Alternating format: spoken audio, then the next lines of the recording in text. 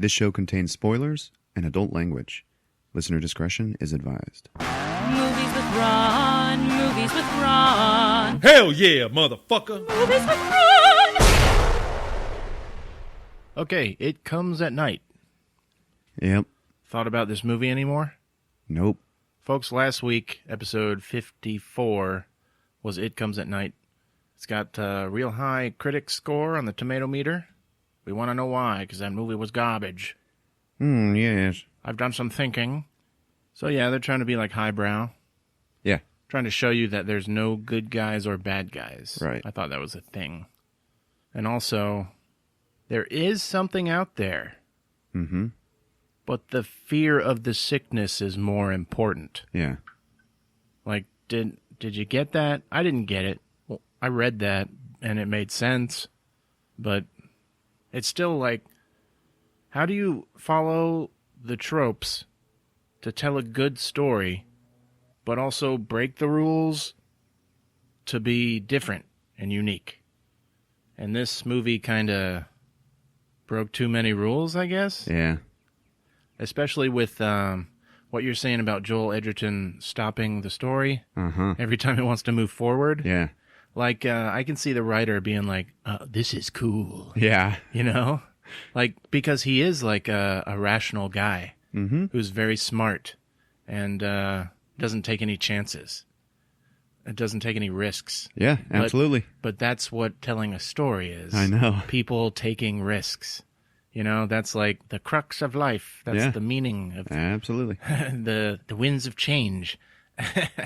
But even though everyone plays it safe and they don't take any risks and Joel Edgerton is a badass, everything still goes to shit. Mm-hmm. That, I think, is one of the statements of the film. Just like life. So you might as well go into the woods and search for your dog? Hell yeah. Is that like a good thing this movie did? Is that like a lesson it's trying to teach you? I don't know. I'll go with that. Also, the feeling of unsatisfaction. Yeah. Big feeling at the end. Uh-huh. Is that a bad thing? I'm thinking the filmmakers don't think it's a bad thing. And like, here's one. It Comes at Night was an A24 Yes. movie. I've talked about them before. Uh-huh. They made The Witch. Right. Or they helped do it. The Witch, similar movie, in my opinion. Although, I guess I was satisfied more. But The Witch is still like kind of highbrow. It is highbrow, but I enjoyed The Witch immensely. There were payoffs in it. Okay, some of them came a little late. Yeah. But Black Phillip, man, come on. That shit was cool as hell. I still think there could have been more at the end, but I agree. The Witch was kind of like, man, this movie's fucking boring, but I can't stop watching. Yes. Did you get that feeling with It Comes at Night? No. Yeah, that's such a weird feeling. I don't know, it's hard to explain. Yeah, The Witch had something out there, and we didn't get to see it a whole lot at all, and the family still, like, tore itself apart. But we still knew for a fact that something was out there. Like, we were given that. Yeah, that's true. You know? Yeah. Nobody knows who opened the red door at the end. Everyone said it was the little boy sleepwalking. Yeah. But everyone is also saying the older boy Travis is the sleepwalker. And possibly when he's having those dreams, he's out walking around. Sure, I'll give you that. You know, that is an aspect of the story that you can pick apart and, get intellectual about. Mm-hmm. Although in the end, absolutely not worth it. Like, not at all. Welcome to episode 55 of Movies with Ron, the podcast where my older brother surprises me with a movie he saw because I don't go see him anymore, and he explains the whole thing to me from beginning to end. Keep listening and you'll end up liking his versions better. It's okay if you've seen the movie. It's okay if you haven't seen it. The experience is unique, so let's get it on. I'm Chris, your MC for the time being. Rick is taking the week off, so I'm gonna do the sound and sampling. And he's the ball cracker, death on foot. You know him, you love him. He's Ron. Ron.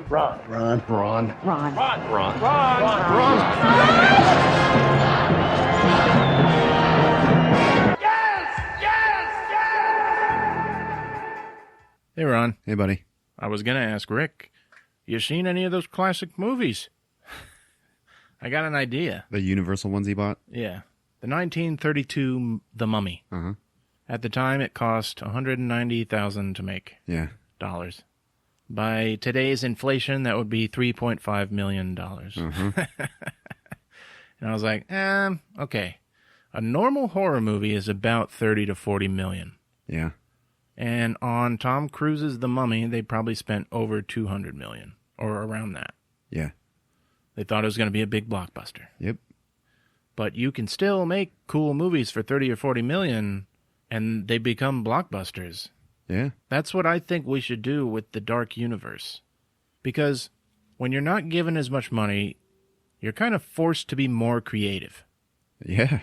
And I think that could be a hidden advantage to what you do to these filmmakers and these film crews. You can push the horror, but give them 30 to 40 million. Make 2 a year, and all the stars have already agreed. They should just change it. They should be like, oh, we're going to make them all like personal little movies. Yeah. You know, we're not going to make them big and Avengers-y. Well, then you can't put Tom Cruise in it. See, I think you can. You got $300 million. Half of that is going to Tom Cruise, man. Dude, I don't know. He did Interview with a Vampire. Nice little horror movie. Yeah. That was a little movie. Times were different then. Isn't that a line from The Mummy? Yes. I don't think they have anything to lose if they go that direction. That's all I'm saying. I agree. Okay. Tom Hardy is Venom. Yeah, man. Yeah. Pretty sure he was born for that role. It's not bad. They're making a Venom movie. Yeah. In case people out there haven't heard. Uh-huh. It's going to tie into the Spider-Mans, I think, at some point. Yeah, and I've also just read that they're thinking it is going to be part of the MCU. Oh, wow. Yeah. The bad guy in the first Venom movie is Carnage. Hell yeah. That is all any fans have been waiting for with the Spider-Man movies. I was wondering when they were going to put Carnage in a movie. I'm glad they're doing it. Yeah, we had to wait till the technology was good enough. The Han Solo film lost its 2 directors. Yeah. Creative differences. Yeah. 4 months into filming and fired. How the fuck does that happen? You know, I was thinking about that. These 2 little whelps that are directing it probably tried to get too weird. All right? They're filming this movie. Kathleen Kennedy is like, so how's things going? And they're like, yeah, it's really great. In our movie, Han Solo dies. And she's like, what? Yeah, well, I mean, we thought we would turn it into like, Star Wars is like, it's all just about different dimensions. And she's like, okay, you're fired. People talk about Kathleen Kennedy like she's some kind of celebrity. I don't know who the hell she is. Is she the protector of Star Wars?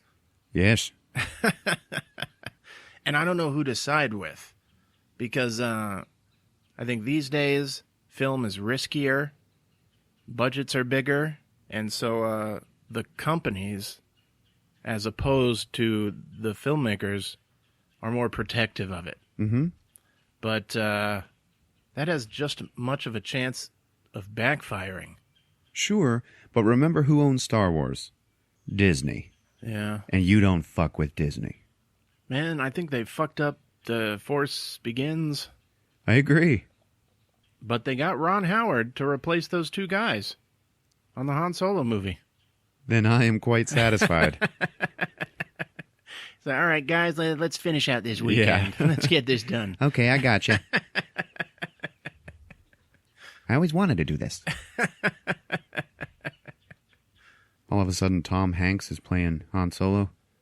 Hell yeah. Nah, he'll play his dad. Yeah. I'd take that. Yeah, that'd be all right. He'd probably crush the hell out of it.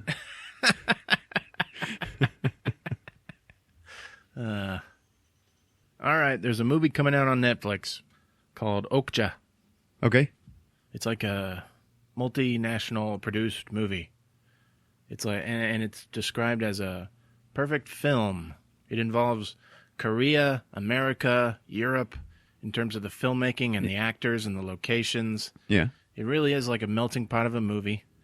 It's about a girl who is taking care of her super pig named Okja. Huh. And this American meat company is making super pigs to solve the hunger problem. Yeah.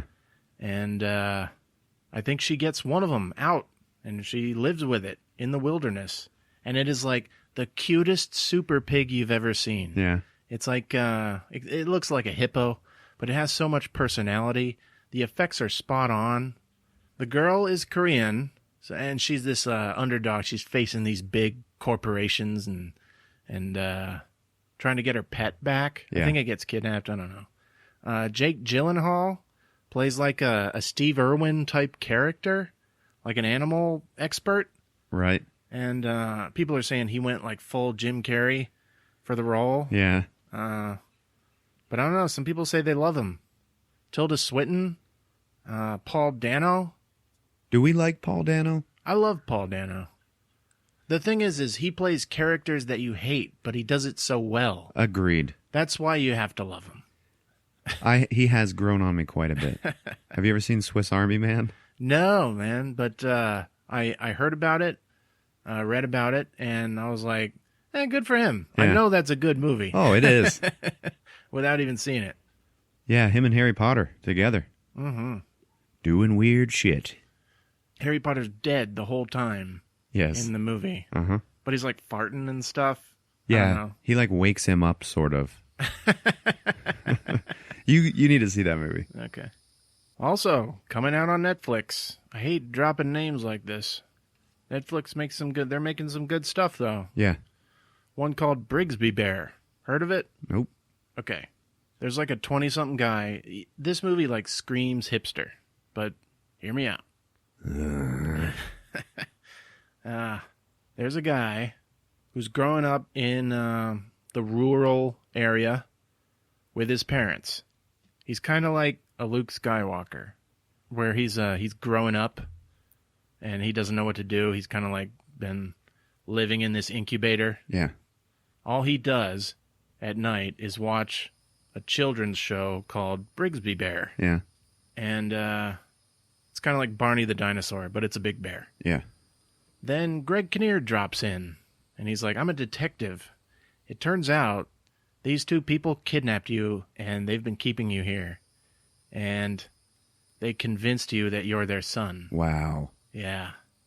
And the guy, the quote-unquote dad, is Luke Skywalker, Mark Hamill. Really? Yeah, the kidnapper. Fucking weird, dude. Damn, I want to see this. Yeah. Then it turns out that the parents were making the Brigsby Bear show Oh. to raise him on it. They made their own show for him. Yeah. So the trailer doesn't give too much away. I haven't already, but I'm thinking there's going to come a point where Greg Kinnear's like, man, time to live your life, man. And he doesn't know what to do. Yeah. So then he becomes Brigsby Bear and then like starts the show again, like continues it. Huh. But for the world, Yeah. you know. But it looks interesting. Yeah, sounds good. I am hungover. Yeah. Yeah. The hell, man. Whatever, man. It was my birthday party last night. You were there. Yeah. Folks, it's Ron's birthday. Happy birthday, Ron. Thanks, buddy. Heather and Chris and our friend Rena put together this amazing birthday party for me. Everything was all movie themed. There was even a huge banner in the room that had John McClane in the air vent holding the lit Zippo, and it just said, "Happy birthday, Ron." It was amazing. Yeah, that was great. We had Aqua Velvas, the drink from Zodiac, Yeah. and Texas Chainsaw Massacre Punch. And the fireball was flowing. We had a box of it with 2 spigots, and Chris and I wheezed the juice. Yeah, that was fun. More than anything in the world, Ron. All right, Transformers. The Last Night. Our first Transformers movie. Yeah, man. What'd you think? I liked it. Yeah? I liked it just as much as I've liked all the others. They're all pretty good movies. Yeah. Yeah. I love them.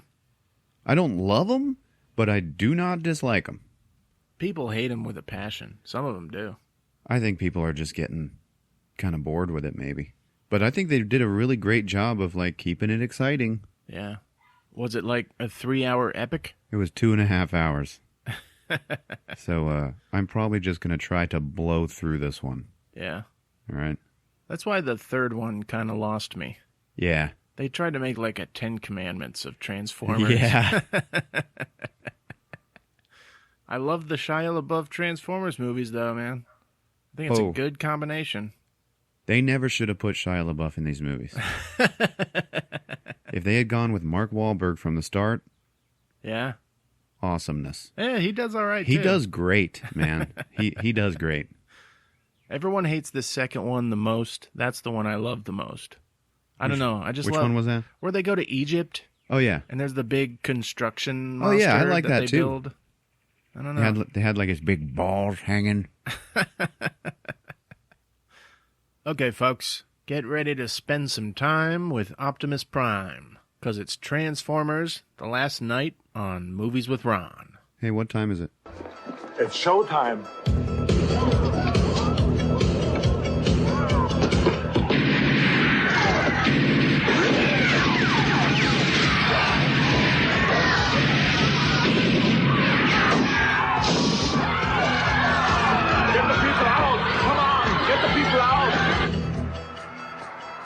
Okay, so we start off with the Paramount logo, and the stars are all like flying to it, and they're all making that noise. Okay? And we see the mountain logo, and then from underneath the lettering over the mountain, a bunch of fireballs start coming at us. Okay? And I did see this in 3D. It was pretty cool. Anyway, then the fireballs start hitting this medieval battlefield. We are in England in the Dark Ages. Okay?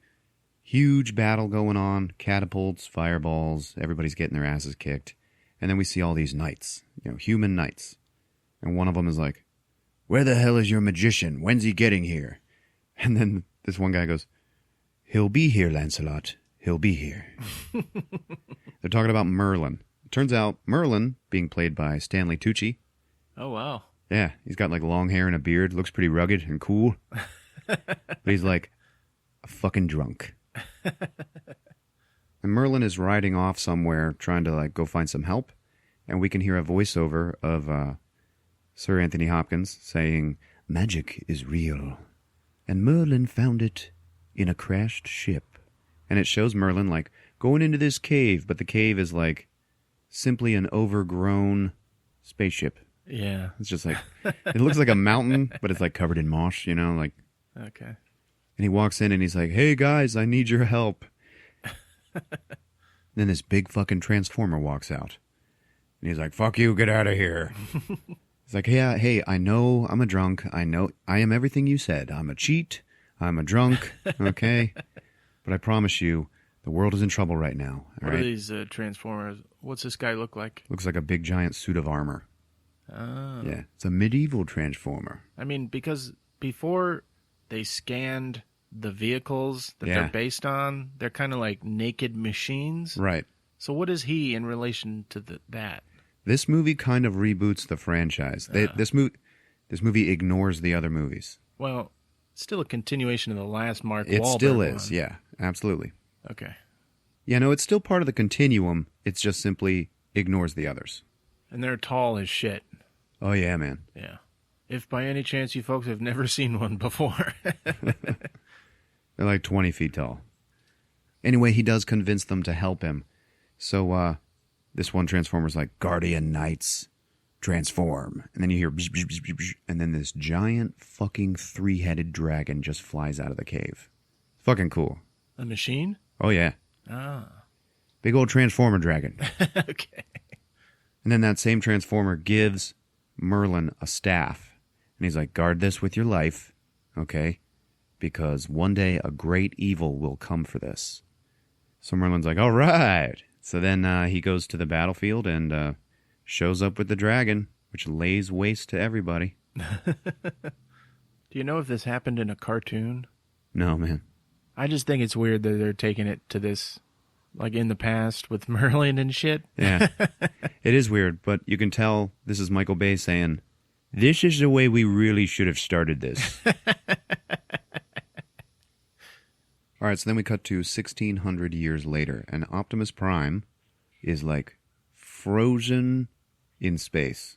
And he's just like drifting. At the end of the last movie, he like flew off in search of his creators. And he like broadcasted a message to him, you know? Oh, yeah, I remember. He was like, I'm coming for you. So fucking nihilistic, man. What do you mean by that? Transformers movies have always been so wholesome at their heart. Uh-huh. And that one was like, I'm going to kill God. Yeah. Like, what?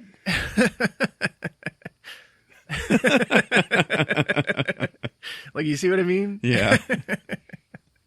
Anyway, I guess he ran out of gas or something.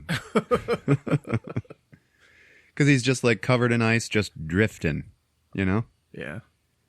Anthony Hopkins' voiceover continues and brings us up to speed. Recapping all the last movies. Basically, Transformers are aliens and they are all illegal. Okay? Yeah. And there's the TRF, the Transformer Removal Force? Oh, okay. I don't know. But they're in charge of like hunting them down. Yeah. Killing them or getting them out of here. They were at once welcome. Now Earth doesn't want them. Right. Except they are all totally welcome in Cuba. Oh. And they like hang out. And there's one down there that like hangs out with Agent Simmons. Who's that?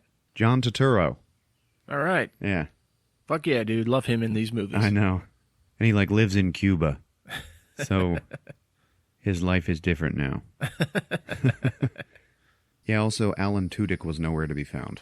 Oh. He was like a shining star in this franchise. Hey, Stanley Tucci was in Age of Extinction. Yeah, and they make no connection whatsoever. Okay. After you see him as Merlin.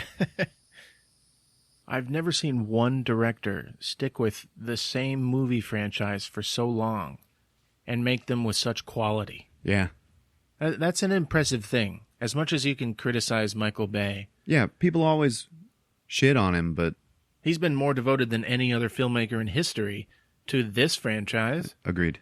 Like, and in the short amount of time he's done it. Because he's such an energetic director. Yeah.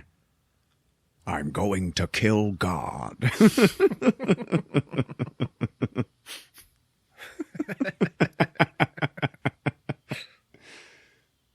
So some school kids, they want to see some robot shit. So they trespass into like a quarantine zone.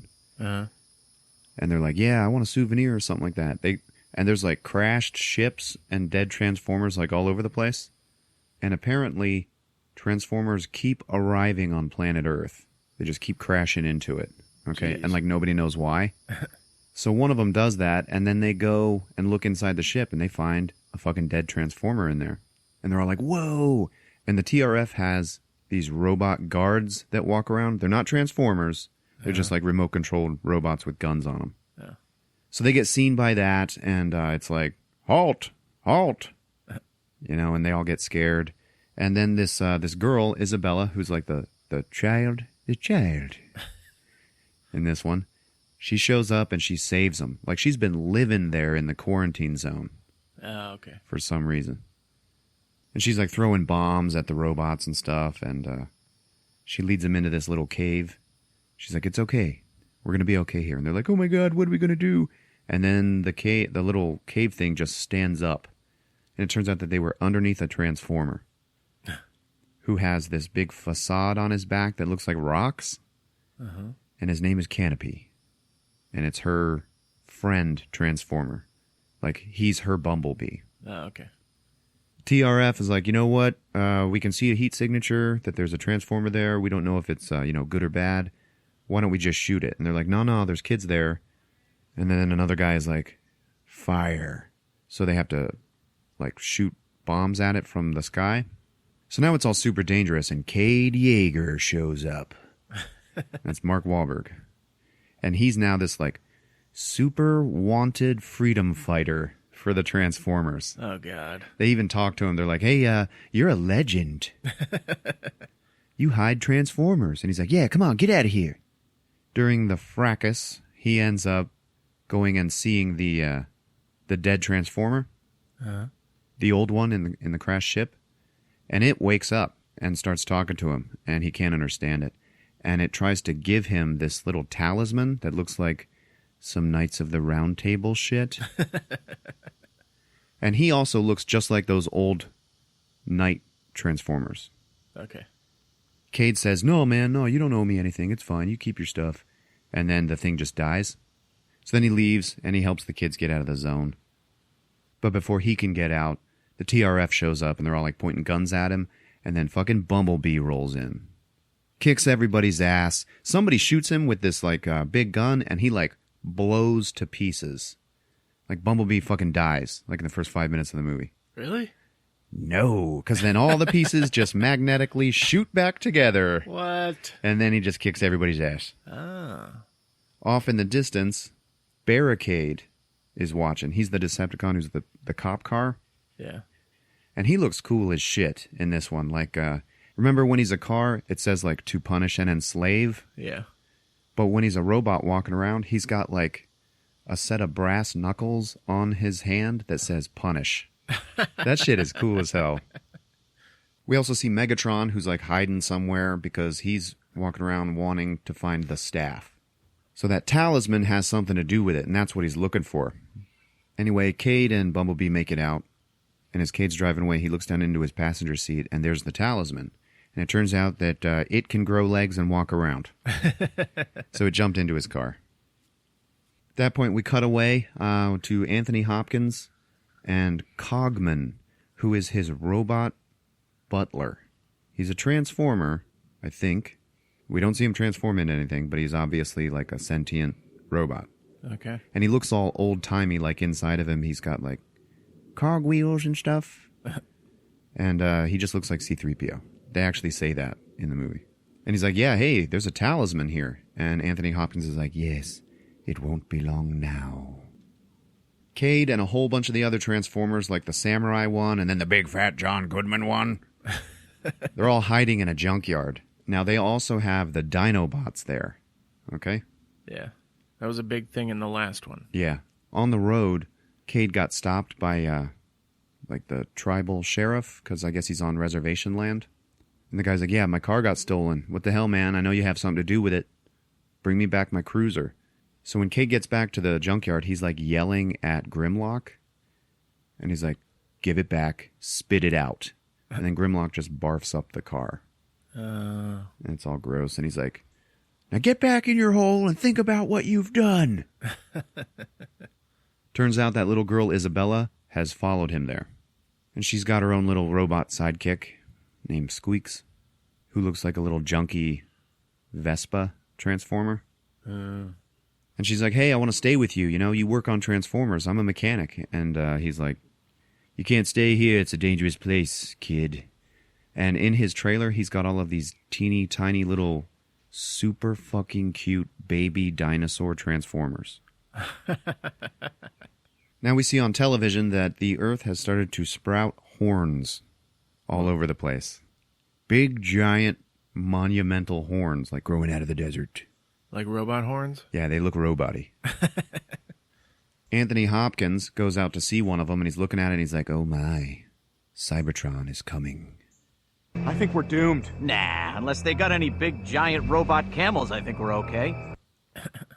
So Cade is on the run, all right? And remember, he had a daughter. So he calls her, but he can't talk to her. He can only listen, because if he talks, the TRF will, like, recognize his voice somehow and then figure out where he is.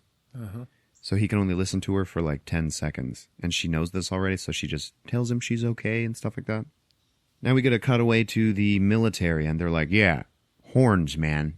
They're growing out of the earth.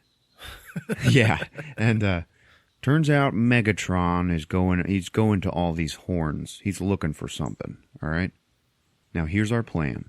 We're going to go and make a deal with Megatron. All right? We're going to give him whatever he wants, so that he can go and find whatever weapon he's looking for. Then when he finds it, we kill him, we take the weapon. Okay. And Colonel Lennox is in this one again. That's Josh Doohamel.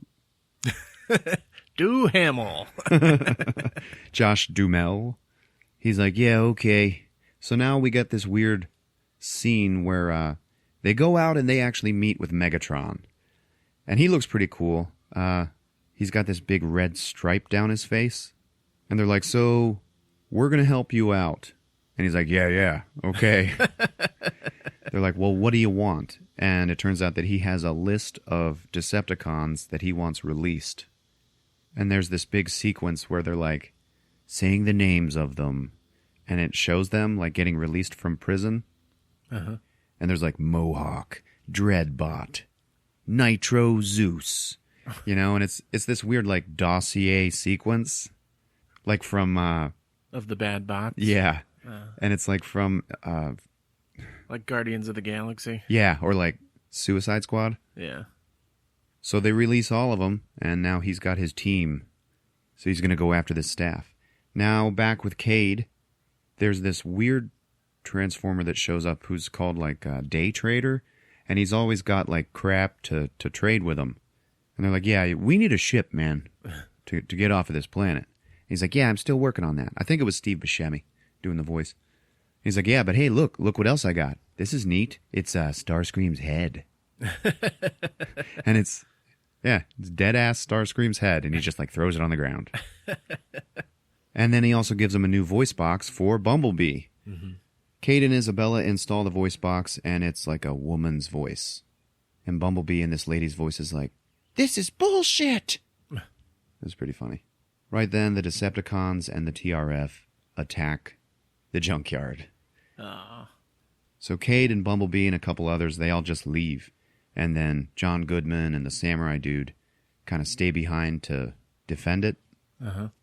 So the others leave and they go to this abandoned town, you know, so they can destroy it in a big fight.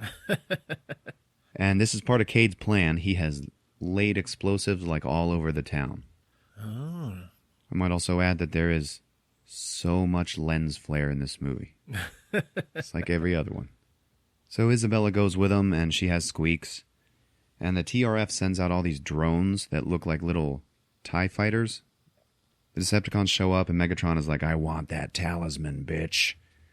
Which then, like, melds with Cade.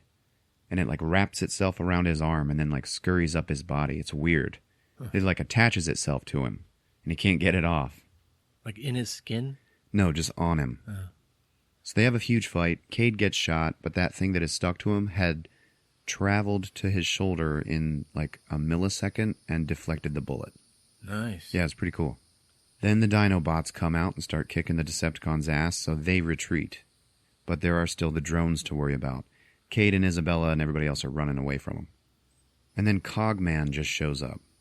And he's like, I'm here to collect you, Cade. You're special. And he's like, come with me if you want to save your friends. Cade's like, yeah, okay. One of the other Transformers sees Cogman and like decides that he's a threat and goes up to kick his ass.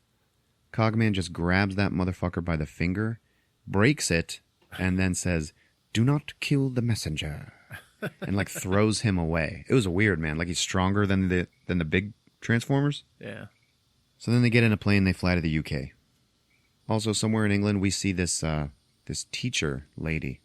And she's teaching stuff about, like, Merlin and knights and everything. And Anthony Hopkins is watching her. She gets into her car, and there's a invitation there inviting her to tea. And they had shown her in her house with her mother and all of her other family, which is all women. And they're like, you need a man. And she's like, I do not need a man. They start talking about her dad who, like, I guess died or abandoned him somehow. She's like, do you want anything in his study? I'm going to get it all cleaned out. And in his study is all nothing but, like, King Arthur and Merlin crap. She's like, no, I don't want any of it. Then we cut to Agent Simmons in Cuba. And he calls Anthony Hopkins. And he's like, yeah, hey, I found out about a book that's going to tell you everything you need to know about the bullshit you're doing. So you need to go to such and such library, and you'll meet my guy there, and then we'll talk about what you're going to pay me for it. Now we cut to Optimus Prime, and he has now just drifted towards Cybertron and then crashes into it like a meteor. He walks inside and he ends up meeting his creator, which is this lady named Quintessa. And she is a transformer, but she like looks like a human. Uh-huh. And she's like floating in the air. She's got like tentacle hair and she's like a bitch. So she's like, yeah, I created you, Optimus Prime. So therefore you have to do everything that I say. And he's like, bitch. And he goes to attack her. And then she just like shoots a whole bunch of tentacles, out from the ship. And then they're just holding him down. And she gets up in his face. And she's like, yeah, here's something you didn't know about Earth. Inside of Earth is Unicron, who is the planet-sized transformer from some of the cartoons. Oh, God. That's why the horns are growing out of the planet. And she's like, yeah, he was actually just Unicron the Transformer, and then over time a planet grew around him. Jeez. So he's been there the entire time. And she's like, now we can actually destroy him, because he wants to destroy us. We can kill him with my old staff, but it got stolen by my piece of shit night guards, who then left and went to Earth and defected to Unicron. Huh.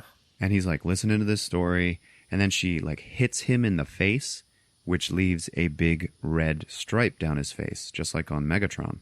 Oh. And she's like, now, and you can tell that now she like kind of has him brainwashed.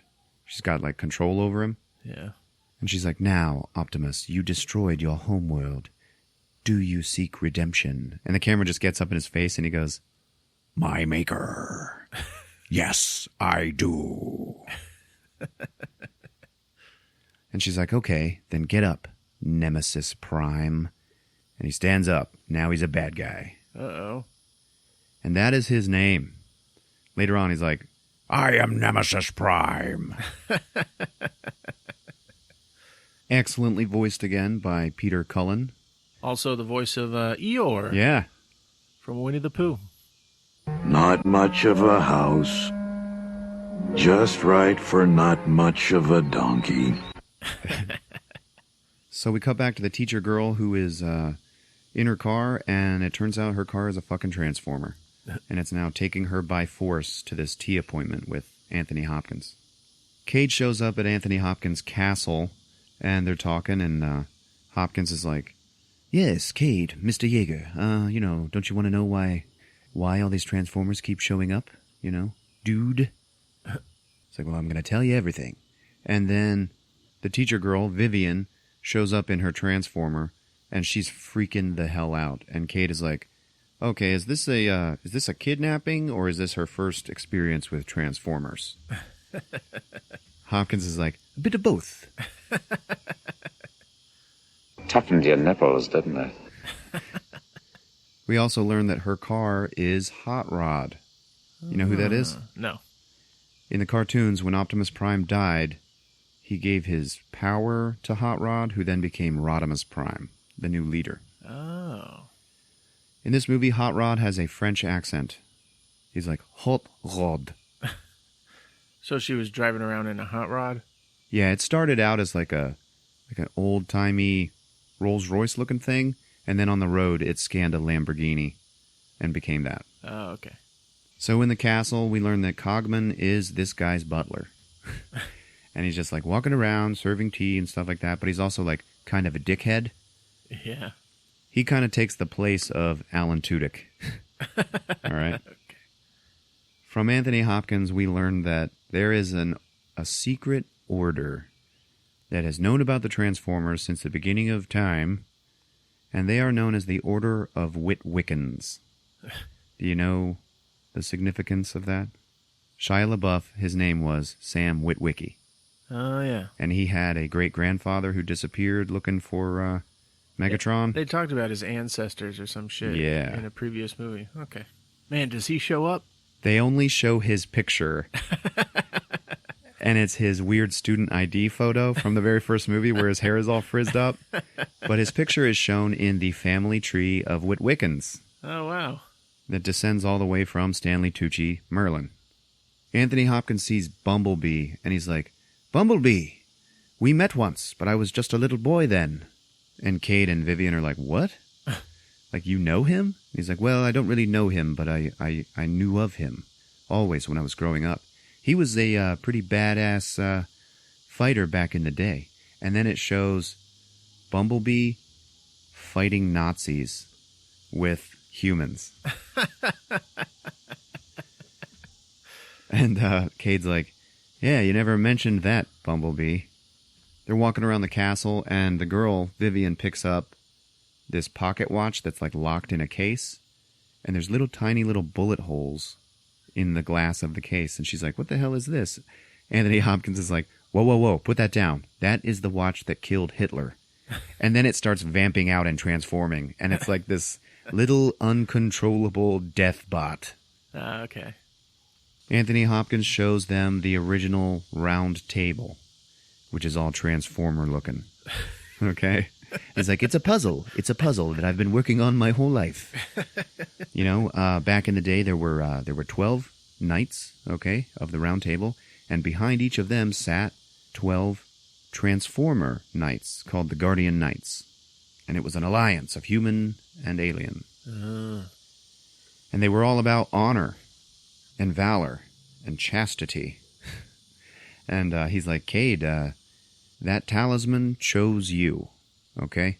All the events in your life, all your financial troubles, you know, losing your wife, losing your daughter, going on the run, they've all just been part of your journey here. And this is your big moment. You are the last knight of the round table. Damn. Yeah, the talisman chose you because you have all of those qualities. So what about being chaste? You know, are you, how long has it been since you've had sex? And Cade's like, you know, I don't know, it's been a while. And Vivian's like, how long is a while? You know, like a week, a month, a year? And he's like, just a while, okay? And Anthony Hopkins is like, oh, yeah, okay. He gets erections. Why is this important? Why is like he wouldn't be worthy if he had had sex recently? I guess. This is weird. It is weird. Anyway, Cade is the last knight of the round table, and that is why the talisman infused with him. So now we find out Vivian's significance, and it turns out that she is the last scion of Merlin. She has his DNA. His DNA, which was infused into the staff. So she is the only one who can wield the staff of Merlin. Okay. So now all they need is to find the staff. Once they find the staff, she can use it to kill Quintessa, who Anthony Hopkins knows is coming because of the horns growing out of the earth. Then all of a sudden, MI6 and the TRF arrive, and they're like raiding the castle, so they all have to escape. During the fight, we see that Hot Rod has this really cool gun that when he shoots it at something, it encloses that target in a bubble, and then inside the bubble, everything is going in slow motion. Huh. Does that make sense? Yeah. So they kind of split up, and Cade and Vivian go to her mom's house, and they're looking through her dad's old study for clues as to where the Staff of Merlin might be. And they find it in some book. They decide that it's at the Navy Museum there in England. At that point, Agent Simmons calls Anthony Hopkins, and he's like, yeah, hey, you weren't at the library, asshole. Okay? And Hopkins is like, yeah, I understand. Just just tell me where the book is. It's like, oh, no. If you want that book, I want in. I want in to the Order of Witwickens. He wants to be a member. Yeah. And he makes Anthony Hopkins swear him in over the phone. And Agent Simmons is just at some shitty old payphone on the beach in Cuba. And his Transformer buddy is like, come on, man, let's go to the beach. Let's go play volleyball. And Simmons is like, man, will you wait? I am trying to work. So he does swear him in, and then he tells him where the book is, and he's looking through the book, and he reads stuff like, yeah, the Earth is Unicron. One day the horns will rise, and then, the goddess Quintessa will come, and she'll have to be fought. Now also, the horns growing around the planet they seem like they're growing at random. But if you look at the Earth the way it was back then, there was the supercontinent Pangaea. And if you're looking at it like that, they were in a perfect ring. Oh. And in the center of the ring is Stonehenge. Nice. Yeah. So whatever happens now is going to happen at Stonehenge. And then Anthony Hopkins is like, okay, all right, I'll talk to you later, brother. And then Agent Simmons just goes, I never had a brother. It feels good. And then they just hang up. That's the last you see of Agent Simmons. He gets off the phone. He's like, okay, man, let's go to the beach. Oh, that's it? Yeah. Oh, shit. Yeah, he didn't actually need to be in the movie at all. So now Cade and Vivian get to the Navy Museum, and they meet Anthony Hopkins there. The Navy Museum is simply an old dry-docked submarine. That's it. Uh-huh. Anthony Hopkins goes in, and he's like, everybody get the fuck out! Makes everybody leave, and he looks at the two of them, and he's like, all right, guys, this is where we part ways, because I am not a knight, all right? Cogman's going to go with you. You guys are going to go check out, what you need to check out. They're like, what do you mean? Where the hell are we going? And then the submarine just pops its moorings and then launches into the sea. And it turns out that it is an old transformer. Cogman is walking around. He's like driving the submarine for him or getting it set on its way to go. The military has been watching them, and they are chasing them in little submersibles. Josh Duhamel is there. And they're like a crack team of Navy SEALs and stuff. And they're just following this old submarine, which then gets attacked by a regular nuke submarine. And the Transformer submarine then like goes totally vertical. And it's like evading it. It's weird. Yeah. So they all start falling through it. And then it like rams right into the nuclear sub and incapacitates it. Doesn't kill them, Yeah. But then it gets away and it starts diving. Once it levels out, Cade and Vivian are laying on the ground like together, and then Cogman shows up and he's like, get your fucking hand off of her leg, asshole. He's all like protective of her. And he's like, all right, I'm out of here. And they're like, wait, where are you going? And he's like, away from here. And then he just walks into this little door, and we see him shoot out of the submarine like a torpedo. Huh. And they're like, where the hell did he go? Later on, we see him get back into the sub, and he's got 2 big tuna. And he's like, they're still alive, and he's like slapping them on the floor to kill them. And he's like making them dinner. And they're like, what's all this? And he goes, well, kind of a last supper. I figure we're all going to die, and it's the end of the world. This might be nice. And they're like, okay. And he lights candles for them, and he makes some sushi. And during this dinner, you can see that Cade and Vivian start to like each other. It's the point of this whole scene. Yeah.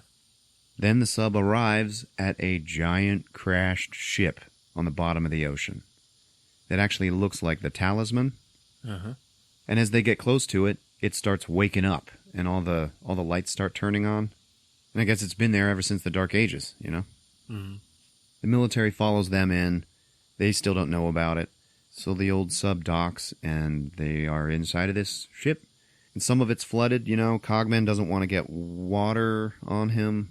And then Bumblebee, who was just holding on to the sub the whole time, just like flicks Cogman off and into the water. And Cogman's like, oh, you are now on my shit list. So now we see that the planet of Cybertron is almost here to the Earth. And it just looks like a big round ball that has like blown apart just a little bit and is all being held together by like strings and tendrils. Yeah. And it's passing by the moon, and it's like scraping it. Like it scrapes off the American flag that they planted there. Oh. And the old ship that was crashed there, the old Transformer ship. There you go. Yeah. All right. Little callback. Yeah. Now, the government and the military, they're all like worried about this happening because it's a big apocalyptic event for the Earth. They don't know about the last night and all this crap going on. The head scientist that is telling the world what is going to happen to it is Buster from Arrested Development. And he's like, we are all going to die. I'm afraid this is the part of God's perfect plan where you're murdered by robots. So we get a quick cutaway of the John Goodman Transformer and the other ones that stayed behind. And finally they get a ship from Day Trader. So then now they are going to England to try to find Cade. Oh. Cade and Vivian find an old tomb in the crashed ship. And when Vivian touches it, it like powers up. And Merlin's grave rises up out of it. Uh-huh. It's like a big stone tomb. And they're like, okay, the staff's going to be in here. Sweet. They push the grave open, and there is leathery old dead Stanley Tucci's body in there. And he's holding a staff, but it's just a wooden stick. And Cade is like, man, what the fuck? And he gets all pissed off. And he's like, it's got to be here somewhere. It's just another trick, you know. Cade starts looking around for, like, the real staff when one of the old Guardian Knights fucking wakes up and is like, protect the staff, and starts fucking fighting him. And he's, like, running away from it. Then the military guys who are, like, watching the whole thing, they step in and start helping. Okay? And they're shooting it, and they end up killing it. While that's happening, Vivian just picks up the wooden stick, and it transforms into the real staff. Nice. Yeah, so it's fine. Then the military is like, okay, we need that. And Cade is like, hey man, no, you guys, this is important. This thing can help us, and she's the only one who knows how to use it. And they're like, seriously, no, give us the staff now. And then all the other Guardian Knights wake up, and they're all like, protect the staff, protect the staff. And they are just going to lay waste to all of these humans. And then Optimus Prime fucking busts in and starts killing them. What's everybody doing at my house? So he kills those fuckers, and then he's like, give me the staff. I am Nemesis Prime. Cade is like, oh shit. Okay, yeah, probably give him the staff. Give it to him. Because Optimus Prime is clearly a bad guy now. So yeah, he just fucking owns them, takes the staff, and just walks out. And as he's walking out, he just goes, who dares challenge me? Bumblebee cannot fucking believe it, and he follows them. Now they're outside of the ship, so they're underwater, and they kind of have this weird underwater chase fight. All right? And then the ship fucking rises up out of the ocean. So now they're on top of it, fighting. And Nemesis Prime just rips the shit out of Bumblebee. He is just tearing him up. But Bumblebee has that magnetic auto-fix thing. Yeah. So he kind of holds his own against Optimus, and it's cool because Bumblebee fights with this big yellow sledgehammer that he carries with him. It's pretty cool. And then Optimus gets the drop on him. He's got his sword pointed at him, and he is just about to kill him when Bumblebee speaks. And he speaks in his normal voice for some reason. And hearing his voice wakes Optimus up out of his brainwashing. Oh. So his eyes go from purple back to blue. And he's like, Bumblebee, what have I done? Wonder how I got here. Megatron shows up.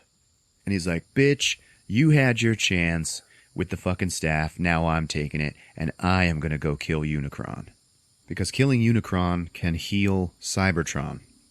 Okay? They can steal all of his energy, which will then end all life on Earth. Okay. So he takes the staff and he leaves. Then all of the other Guardian Knights, they all wake up and come up out of the ship, and they are going to kill Optimus Prime for having let the staff get into the hands of the Decepticons. Like, he has been sentenced to death. Yeah. Optimus Prime even, like, says out loud, they are going to kill me. And Cade is out there now, and he's like, no. So they start just kicking the shit. They're like a... Is the little girl there? No, the little girl is off with, I think, the John Goodman bot. And the samurai bot? Yeah. Okay. So these Guardians, they just form a big bully ring around Optimus, and they all just start kicking the shit out of him.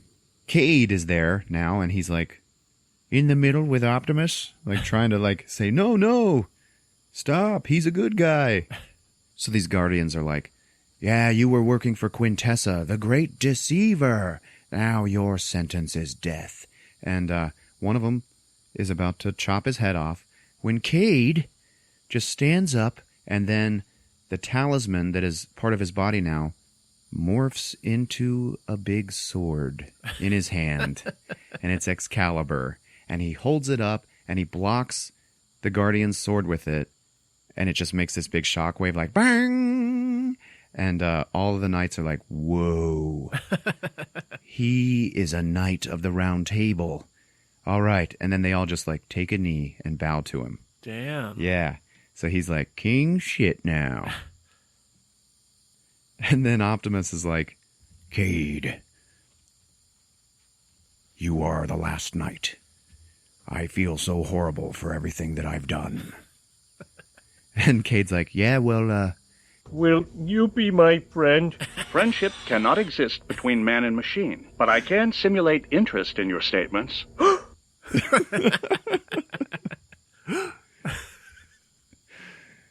He's like, yeah, well, Optimus, it's okay. You can make it right, man. We need you now.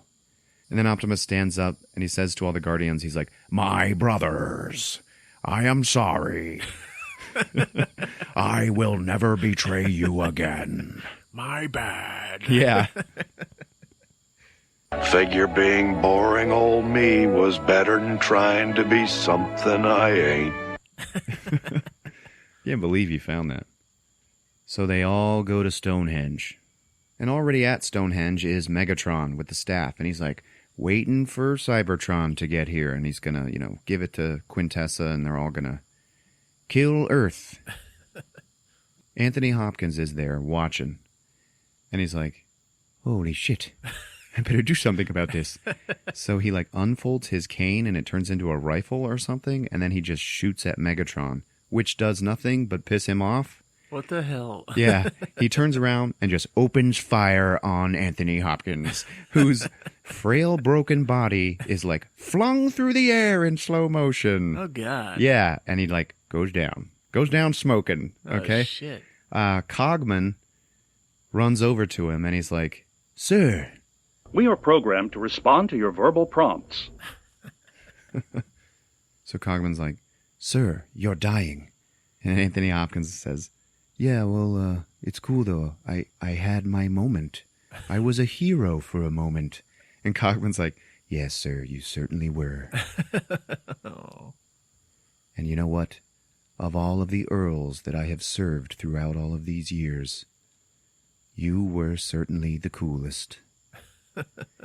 And then just before Anthony Hopkins dies, he says, My own stools, sir, are perfect. They are gigantic and have no more odor than a hot biscuit. And so ends Anthony Hopkins. So then Optimus rallies all of the humans, his Transformer buddies, and then all of his new friends, the Guardian Knights, with this big inspirational battle speech where he's like, this is going to be our finest hour. My perfect night involves a pint of Haagen-Dazs. So he just flies up because he's the only one that can fly. And then they all have to get in helicopters and stuff like that. Fuck? Yeah. I was like, where's he going? I'm going to go start the battle. I'll see you there. I'm going to kill God.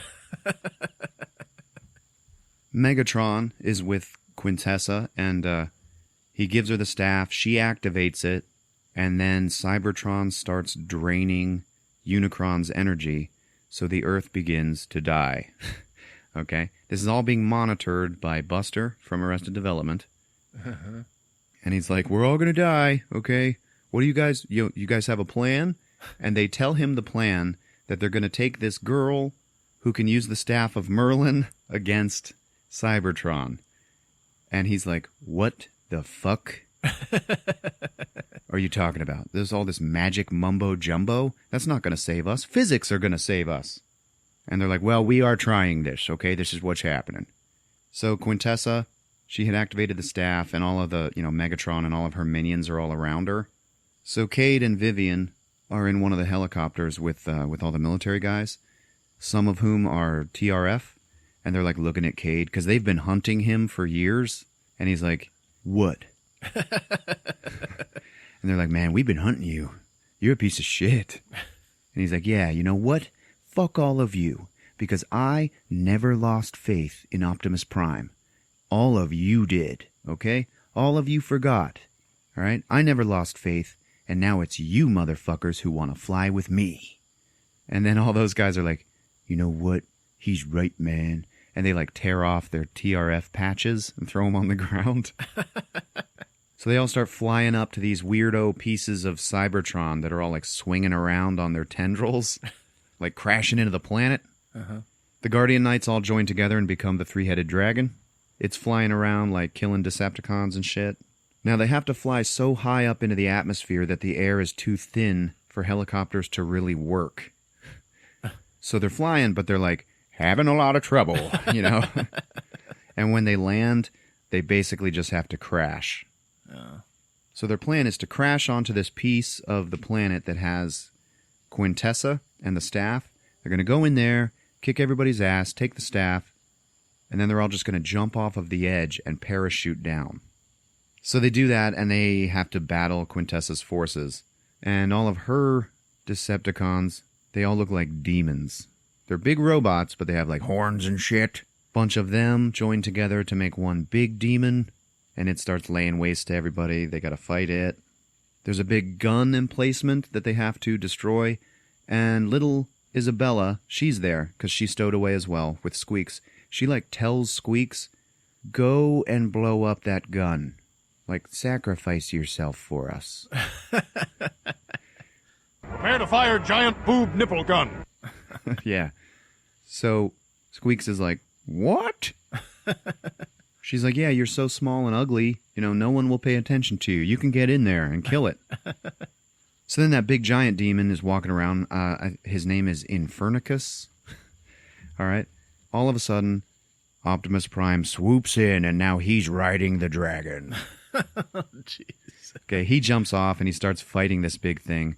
And he, like, hits it, and then it disperses into the 5 smaller demon bots. Okay? Uh-huh. Now they all surround him, and he just pulls out his sword, swings it around, cuts all their heads off at once. It was pretty cool. Don't want to ruin everyone's good time. No, parties are for popular animals. At this point, Buster, the science guy, finds out that the plan is kind of going to shit up there. And he's like, I'm going to solve this with physics. Okay, now you see there is a giant piece of planet over here, and it is hung up in some of the tendrils. So I want you guys to shoot some tactical nukes at those tendrils. That's going to release it. It's going to swing like a pendulum, and it is going to hit that section of Cybertron, and it's going to detach it. So then it won't be able to transfer the Earth's energy into Cybertron anymore. Yeah, that's totally going to work. And they're like, okay, that's the new plan. So Colonel Lennox is telling that to Cade and Vivian, and he's like, yeah, this is a wash. We're leaving now. We all got to jump off the side. So everybody gets their parachutes on, and they're all going to jump off. And then Cade and Vivian decide not to, and they're going to go ahead and press on and go get the staff. The military does shoot the nukes at the tendrils. All that shit does happen. It swings, and everything's crazy and chaos. Everybody's sliding all over the place. And then everybody just gets into this huge fight inside of this chamber where the staff is. Vivian goes for the staff. Quintessa sees that, and she yells out to Megatron, Megatron, kill her! Any questions? Yeah, is there someone from the military we can talk to? A man, perhaps? Megatron goes after her, but then is intercepted by Optimus Prime. So they get into this huge brawl, and Optimus is just swinging him around, getting his ass kicked a little bit, but, you know, it's cool. He's got this. And they just have a big clash of the Titans. Nice, he says, nice to be here. Yeah, every time we have a robot, we go through the same thing. I hate it. I mean, they teach them everything else. How about teaching them some manners? Yeah, really. And Megatron, who is about to be killed by Optimus, I guess, he just says, we were brothers once. And then Optimus just goes, yes, once. And then, you know, he hits him or something. I guess he kills him. It was kind of unclear. Huh. Like, they have to make it because Megatron always comes back, you know? Yeah. Then Optimus goes for Quintessa. And he's standing in front of her, and She's like, you son of a bitch. You're supposed to be my slave. And you're like, oh shit, why doesn't she just hit him in the face again and take control? But right then, he just says, say hello to my friend Bumblebee. Who then shows up right behind her and just shoots her. Oh. Okay? She gets hit, and instead of exploding, she just, like, disappears in a flash. Huh. And it's like, what?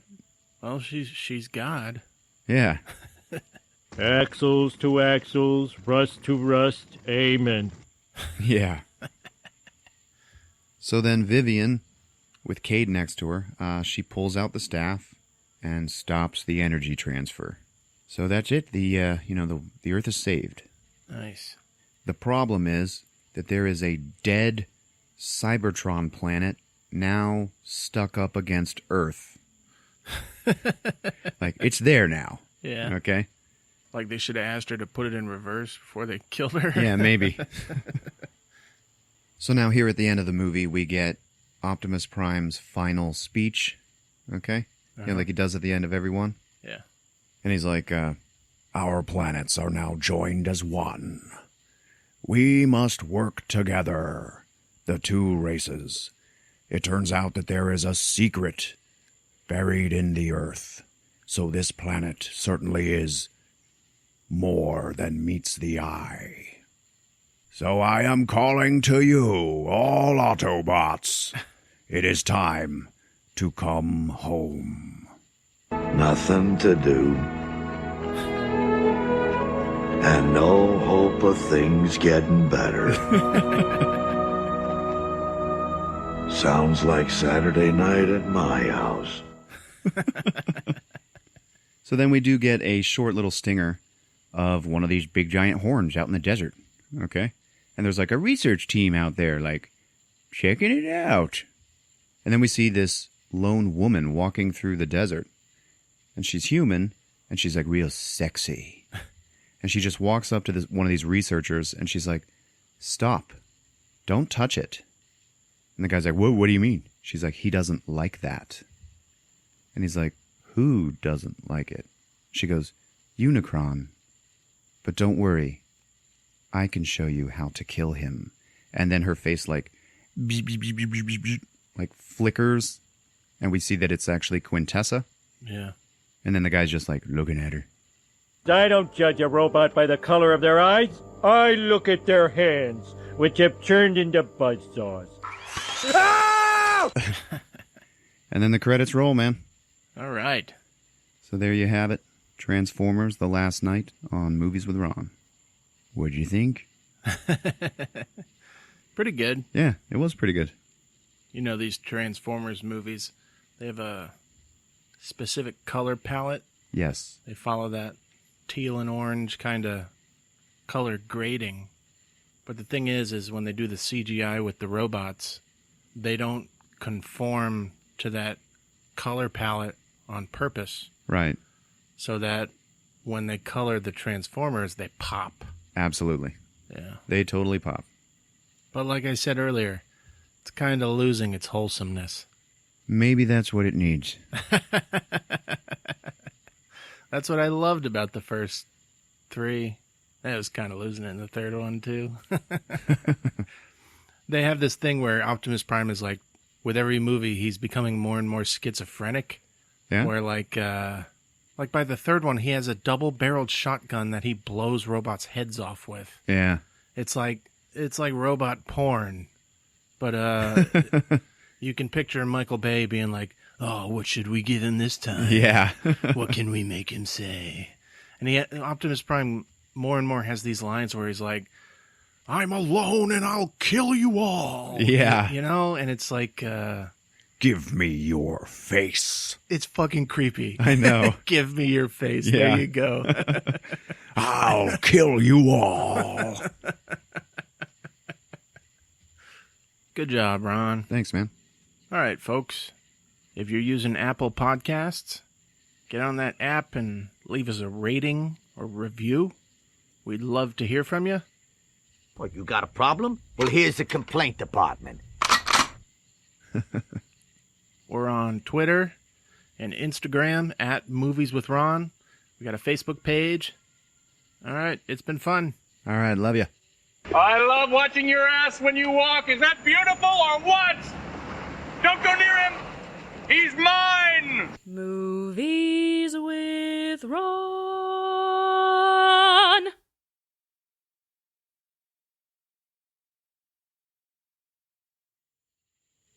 On their way in the helicopters up there, he looks at her and he's like, hey, what are you doing tomorrow? She's like, you're asking me this now? And he's like, yeah, because we are totally going to win, baby. And he like makes a date with her. Oh. And then at the end, she's like, what are you doing tomorrow? You know? So. How about that chastity thing? Oh, and like during the battle, like just before, all of their friends jump off of the thing. So now they're alone. And she just like rips her parachute off and just kisses him. Yeah. You know, shit like that. Mm.